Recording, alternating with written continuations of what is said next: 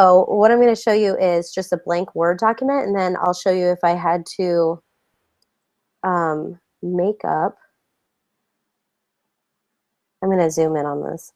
If I was making a like an attendance sheet. So I don't know how many of you are working in facilities, but attendance is always a really big thing for them. They want to know who goes to what groups. And sometimes it's you just turn in your documentation at the end of the month of who came for what groups. So what I like to do is I make a table and say you're going to visit them 10 times. Then what I would do is put the dates here. And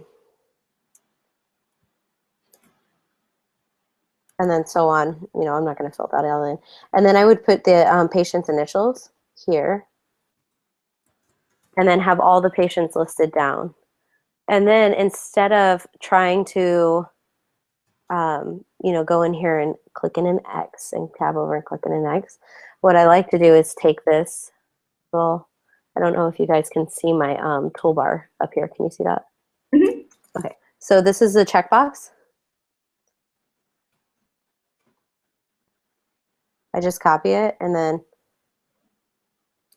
so then when you protect the form, which I'm going to do by clicking this lock, I can say, oh, this patient was here on this date, and just mark that in. And then what happens is you can go through just on that date and click all the way down for all the patients that were there.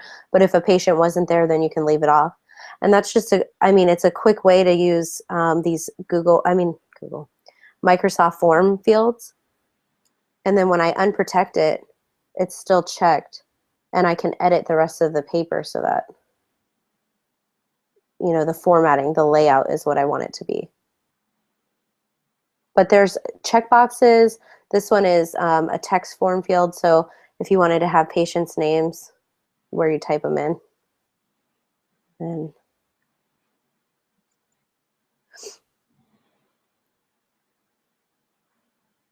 I'm not really sure why it's not showing up shaded, but it usually does. And then that one is a drop box, which you can edit when you double click. So you drop down items like choose an item. And item 1, item 2. And then when you protect this, lock it. When I go to choose an item, I can choose whichever I want.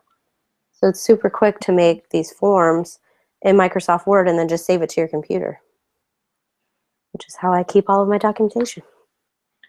Awesome. And I can see how that would be really useful in different settings, especially the drop down and the check boxes. So Yes. you very easily have different interventions maybe in the drop down box, or different goal areas in the drop down box. Right. I have on mine all of the in the first column on a treatment plan, it says, you know, the drop down is area of need, and I put sensory motor, speech and language, or cognition, because those are the 3 things I really focus on. And then in the next column it says, what did I use? And I have all the NMT techniques, and there are little abbreviations there so that I can just click, you know, whichever one I used.